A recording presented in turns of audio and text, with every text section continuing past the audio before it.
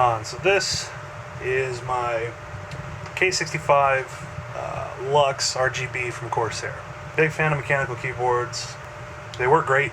They're tactile. They're responsive. The beauty of a mechanical keyboard is you've got these switches, and these are mechanical.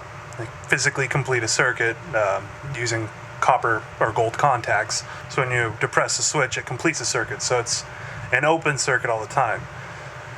Rubber dome keyboards don't work like that. They're not rated for as many key presses. The switches aren't replaceable in your standard dome keyboards. Now, if you don't know what kind of keyboard you've got, chances are it's a rubber dome keyboard. So I had to buy this keyboard because I came home and my former mechanical, which is a Max Keyboard Nighthawk, decided to just stop working. It comes up as a USB hub. So, you know, you go in Windows and you try and do something and it's like, nope, it only sees it as a hub. Keyboard controller took a dump. Really sucks because these aren't cheap. They're about $140. That was a bummer.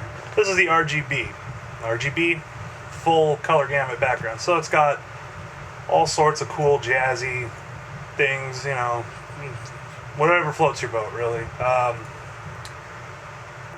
You can set it up to do anything. This is kind of a cool one, is the ripple effect or key effect. So when you type, the keys will stay whatever color. So this is the key lighting version, and they fade away. And you have ripple. So when you press one key, kind of, you know, it's like drop the bass.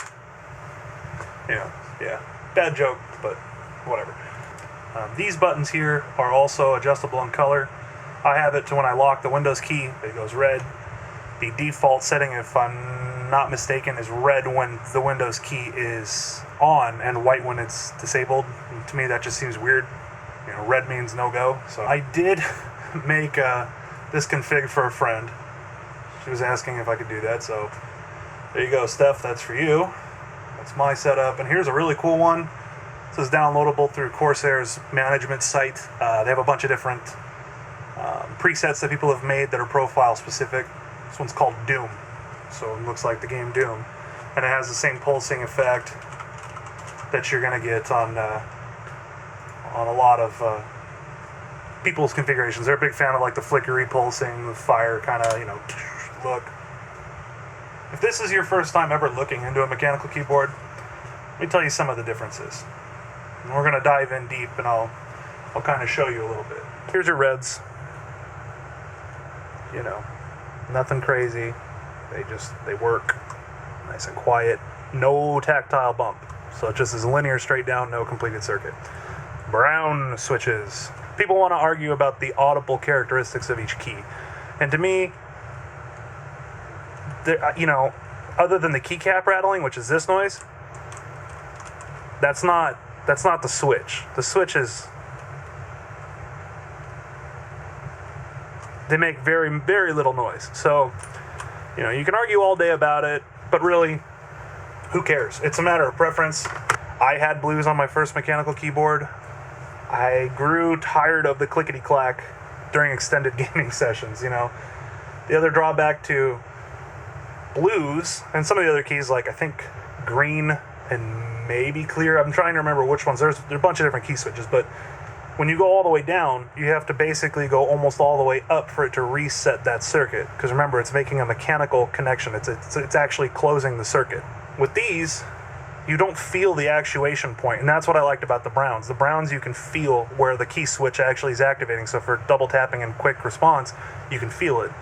The reds, I mean, if you're button spamming, you know, it really doesn't matter too much. I mean, you don't care in the, you know, to feel the key bump. I'm used to it, so I do miss it. One more thing to kind of touch base on.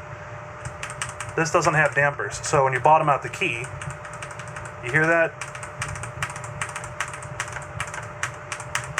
It's kind of annoying. This, I swapped over the dampeners from my Max to this, so when you bottom out the key on this, it's not as loud. And all it is it's little rubber O-rings on the bottom of the keys. Keycaps have that little rubber ring in there. See that? And all that does is keep it from bottoming out. So your standard keycaps look like this. You know, no dampener, no nothing. So when you bottom out, you're hitting plastic to plastic. closing thoughts. If you're looking for a mechanical keyboard, you can't go wrong. I mean, they're expensive, sure, but you get your money's worth out of them. I mean, this unit aside, you know, having the keyboard controller fail on my old one, that's kind of a rare thing. And really, I can reuse this because this is a plate-mounted board underneath, and it's got a PCB. So the key switches are mounted to a metal plate, and it's sandwiched. It's insulated, obviously, but the PCB is sandwiched around that metal plate. So what I'm going to do is I'm actually going to disassemble this, solder diodes onto each key switch, get rid of the PCB entirely, and then put a new keyboard controller in here. You can get keyboard controllers for about $40, and then the diodes will cost me like $10. Also going to be doing a video in the near future about this. Building a custom loop here.